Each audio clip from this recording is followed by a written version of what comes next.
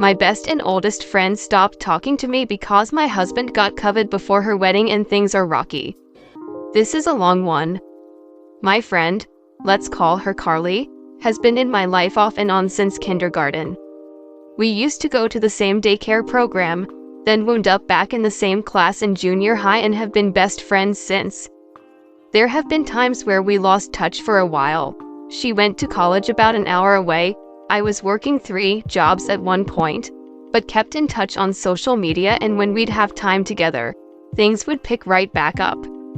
In summer 2021, her long-term boyfriend proposed. They'd been together for 9 years, and my own boyfriend, M32, and I were berating him, in a light-hearted, joking way, to propose. We didn't feel right getting engaged before them, since we'd only been together 4 years and since her BF kept saying he would ask soon. We didn't want to steal their thunder. He finally proposed, and a couple of months later in October 2021, my BF proposed. That January I was diagnosed with cancer, and, for insurance purposes, we decided to speed things up and get married in May 22. My best friend and her fiance would get married in October 22, so our wedding wound up being before theirs. She seemed totally fine with this and even sent me a ton of specialty ice cream when I got the news. For our wedding, we decided to have a small backyard affair with just our closest family members, and I asked Carly to be my maid of honor, and only bridesmaid, while my fiancé had his younger brother, M27, as his best man. No other wedding party, just parents, grandparents, and siblings as guests, but I still wanted the day to feel special and got a big gown. I took Carly dress shopping and let her pick out her own dress and paid for it because she has a disease that limits her mobility, and I wanted her to look and feel her best. We don't make a lot of money and Carly has a lot of privilege, but it was important to me to pay for that plus hair and makeup because I wanted to show my appreciation. The day before our wedding, Carly saw that my mom, who we all know is a narcissist, was insisting that she get to make a toast. She was sending me article after article about wedding etiquette. Carly suggested I let her and other people do toasts if they wanted, and I asked if she'd be comfortable toasting. With such a small guest list, it would be weird if my mom was the only person who spoke, and I had a suspicion she wouldn't speak at the last minute anyway. She agreed. That morning on the way to hair and makeup, I walked her through my fiancé's family members. They hadn't met, and shared that the best man was recently sober, and I was struggling to reconcile some things that had been said and done when he was still addicted and quite toxic. We also talked about how my fiancé and I met. I was dating a friend of his in high school and years later wound up briefly dating one of his roommates, which is when we ran back into each other.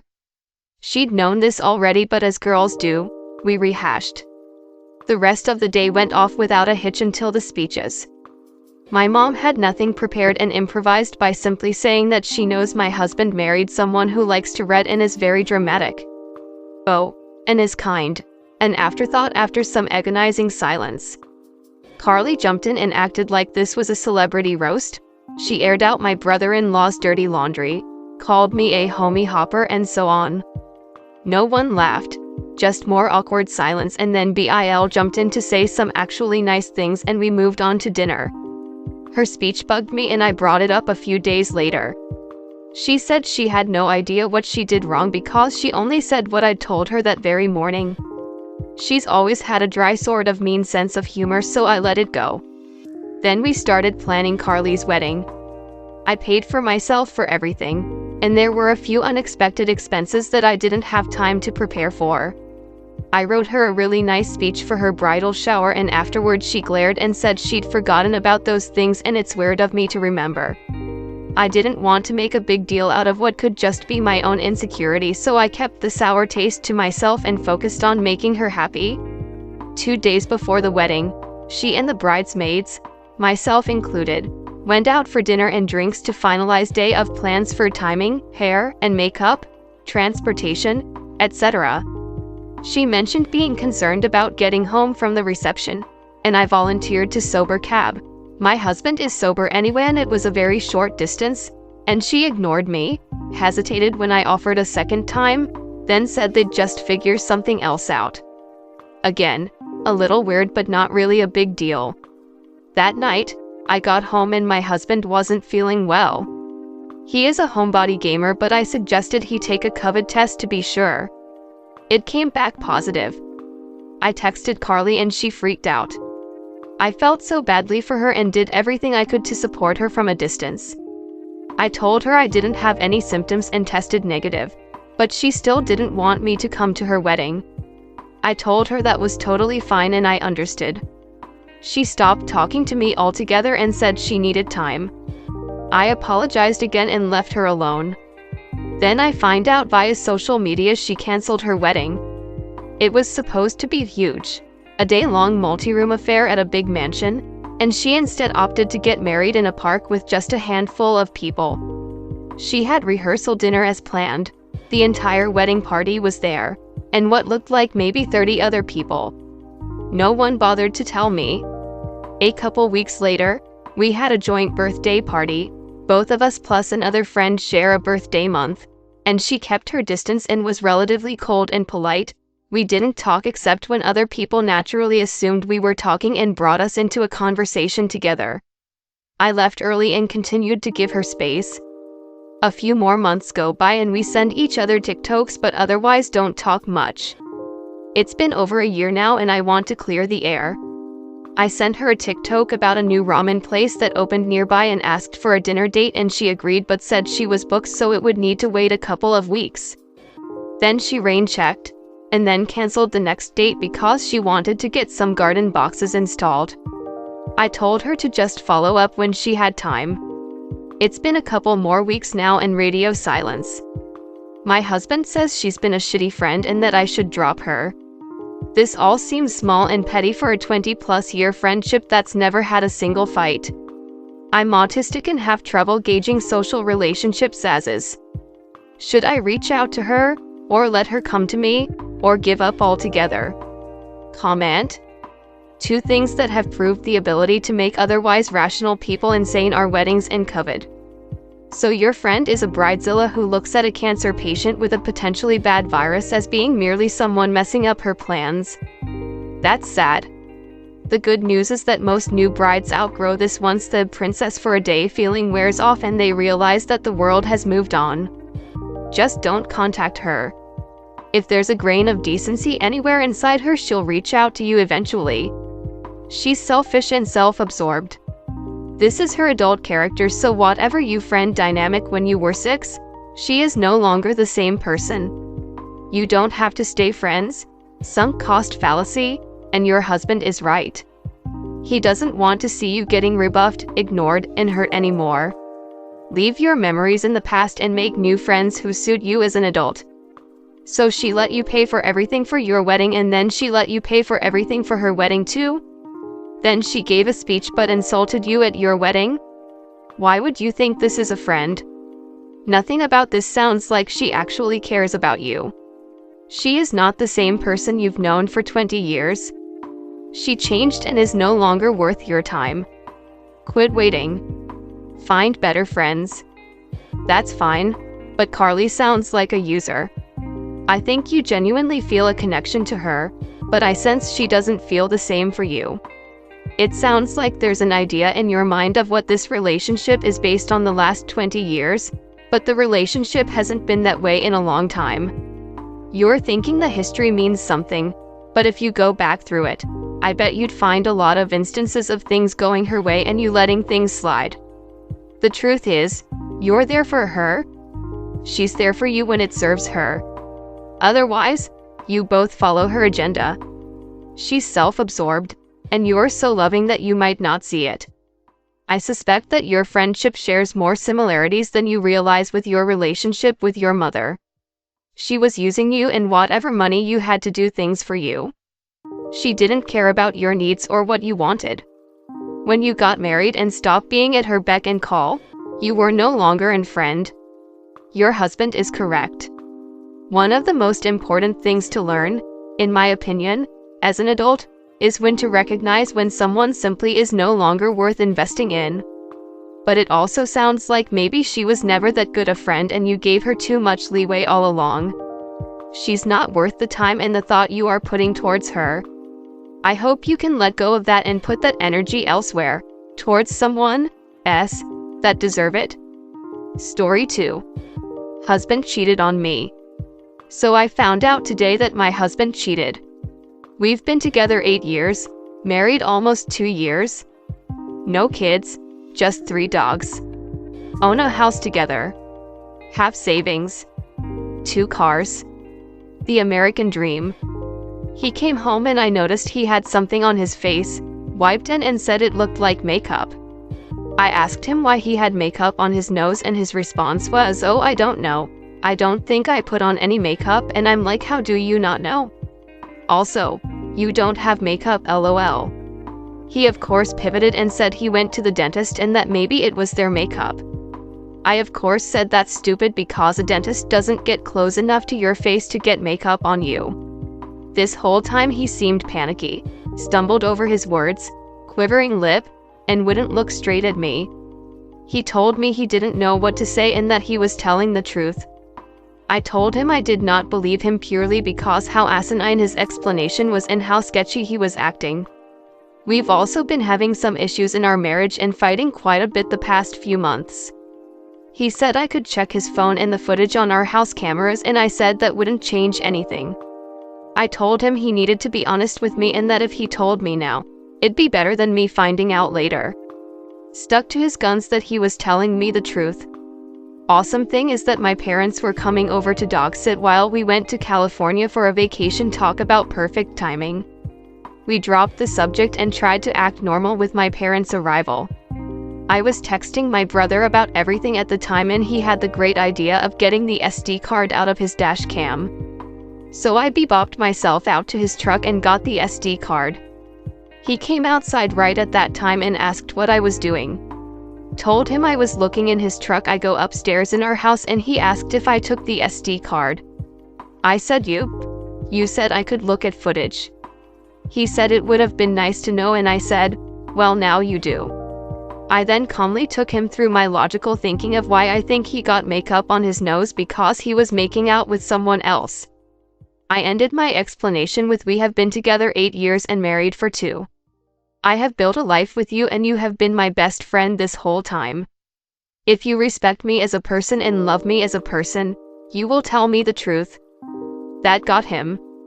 He told me that he made out with one of his co-workers. I of course asked for all the details, if they've had sex, how long it's been going on, have they seen each other outside of work, do they text/call, who she was, who started the relationship, if she knew he was married, if he talked about me, etc. Said they never had sex. Been going on for 2 weeks. Never text/call, because he didn't want to get caught, that she knew he was married, that it started out with just flirting, and that they've never seen each other outside of work. He of course cried, said he was sorry for letting me down, that he loved me, that he was a bad person, etc. I, being the dumb loving person that I am, consoled him and said he's not a bad person, just a person that made a bad decision. I told him that I still love him as a person, but that he took a vow and broke it. He broke my heart. That on one hand I'd like to find a way to make it work, but that I'm always going to have that in the back of my head regardless if I forgive him. That how can I move on knowing that he may just step out on me when things get difficult? Life is going to throw us some shit storms, and now I have no clue if he will weather the storm with me. He said that he would do anything to make it work, go to couples counseling, share his location, let me look through his phone, etc. I told him while that's all well and good, that's not a way for a person to live. I would drive myself insane tracking his location, looking through his phone, never knowing if he is going to the gym or going to meet up with someone. He told me he would ultimately respect whatever decision I make. I told him I am going to California, he is not. And I am taking my mom with me. We will take 2 weeks apart. Asked him to leave and go to a hotel and share his location with me. Once I get back from California and Thanksgiving with my family, I will let him know if I want to try couples counseling. Now I am left here singing Cotton Eyed Joe, where did we come from? Where do we go? Have any of you been through something like this? What did you do? Leave immediately? Try to make things work and come out stronger? Try to make things work and ultimately dissolving the marriage? Decisions? Coping with humor will get me through this. Addition, I'm so sorry if I haven't been able to respond to all the replies. I appreciate you all so much and the kind words and great advice you have all been giving. I will update as soon as I have more to share. Right now, I am zooming through the sky. Update, to answer some of y'all's questions, my dad has the SD card in his possession. My best friend is going to watch it to spare me that pain. As for him fucking around on me while I'm gone, he is supposed to be at the hotel just for the night and go back to our home. Our dogs are there that he needs to take care of since my mom is going to Cali with me and my dad is going back home. Also, the damage has already been done. If he fucks around more at this point, nothing I can do about that. He's already obliterated my heart, not much more he can do at this point. Also, was STD tested like 3 weeks ago because I got my IUD taken out because we were going to start a family. So glad that did not happen, as the red devil visited me yesterday. Endometriosis might be doing me a solid, hahaha. Update, sorry to keep my loyal audience waiting lol, but when they say but wait, there is more, they were not kidding. So long story short, he called to be completely honest so we could move forward and admitted that they had sex 3 times. That it's been going on for 3 months. They had sex in a hotel room while I was out of town for a girls' weekend. Paid cashes to not have a paper trail. And the makeup goblin has a child with her previous husband that had cheated on her. Which is why they had to fuck in a hotel because her kid was home. This bro is so delulu that he still has been begging for me to stay. That he will change. That he messed up and loves me. I asked him to leave me alone and he sent me a slew of texts outlining a reel of our relationship and how amazing I am. Included lyrics from our first dance wedding song. What a manipulative clown. If you don't already know what I will do next, I will give you a hint. It starts with a D and ends with divorce. Fin. Comment. It's merely that you now have proof that he acknowledged. Most likely, he asked the other hotel guest to comfort him. It's up to you how you want to go, but it doesn't feel like it's simply kissing.